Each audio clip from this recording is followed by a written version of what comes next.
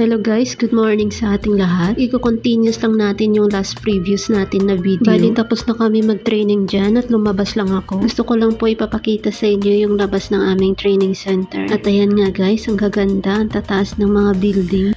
At ayan na nga guys, ang kaganapan. At katatapos lang nga namin mag-picture guys. At natutuwa na nga kami guys kasi makakauwi na kami at makakain. Kasi nga guys, ang aga namin gumising, alas 9 pa ng umaga. Natapos po kami mag-training, mag-aalas 5 na po ng hapon. At lahat po kami dyan wala pang kain. Kasi po guys, di naman po kami pwedeng kumain dyan or sumubo ng biscuit or uminom ng tubig. Kasi po, respeto na lang po sa aming mga kasamang Muslim. Ramadan po kasi dito at nagpa-fasting sila. At ayan na nga guys, naglalabasan na sila. At ayan nga guys, nauna na sila naglakad at ako ito nahuli. Ay kasi nga guys, nagbibideo pa ako. At alam nyo guys, ang lawak dito. At may iba't ibang office. Ko lang alam kung anong mga ganap dito. At ayan na guys, nasa escalator na nga yung iba kong mga kasamahan. Ayan. At ako itong nahuli kasi nga kinukuhanan ko pa sila. At ayan na guys, bababa na tayo sa escalator. At alam nyo guys, ang tawag ko dyan dati sa elevator. Ay ito nga guys, kasi galing akong bundok. Nag-aaral ako ng maayos. Ay paglalaro ang inaatupag ko. Nalilito ako sa tunog ng elevator at escalator. At bibihira din kaming pumunta ng mall guys. Ay sa probinsya namin, medyo malayo yung kasi nga guys, mahirap lang din yung lulog lola ko. Kaya hindi din kami makakapunta sa mga ganyan tulad ng mall. Kahit nga guys, makakain ng Jollibee o McDo, hindi nga magawa guys. Kasi nga guys, sa probinsya, kasi guys, binabudget na lang ng lola ko para pagkain namin. Kaysa pumunta pa dyan sa mga mall at kumain ng mga Jollibee, McDo. Hindi na guys, bibili na lang ng ulam namin lahat. Makakain. Alam nyo guys, nung pumunta ako dito, wala talaga akong kaalaman lang. At dito ko lang talaga natutunan dito lahat sa Saudi Arabia. Kasi guys, lumaki kami sa lulog lola ko. At alam ko din yung hirap ng pagpapalaki nila sa akin. Kaya nagsumikap din ako mag-aral. At sinikapan ko din makapag-aral yung mga kapatid ko. Kasi alam ko yung hirap pag hindi ka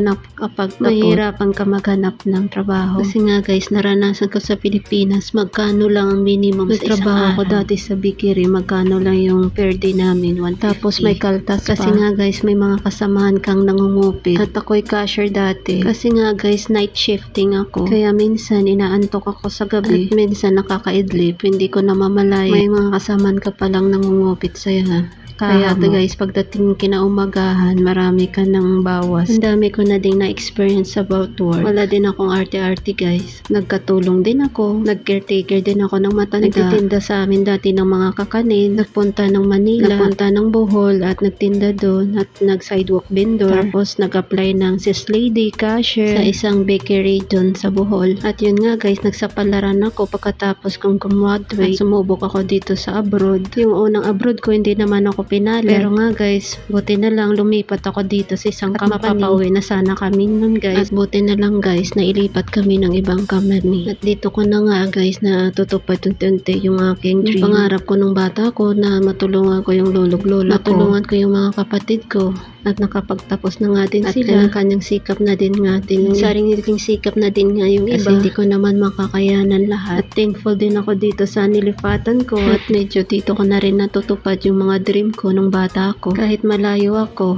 yun talaga yung tinatawag na sacrifice pag mahal mo yung mga pamilya mo at kakayanin mo talaga guys. Kaya nga dito ko lang naintindihan ang salitang OFW. Kasi guys, iniwan namin yung mga pamilya namin dyan sa Pilipinas at nagsapalaran dito sa bansang malayo. Hindi namin alam kung anong kapalaran namin. Kaya kung may mga pamilya kayong OFW, kamustahin nyo din sila lagi. Kasi kahit yun lang, masaya na kami. At hanggang dito lang muna guys yung aking drama. Thank you for watching. Share and like naman dyan.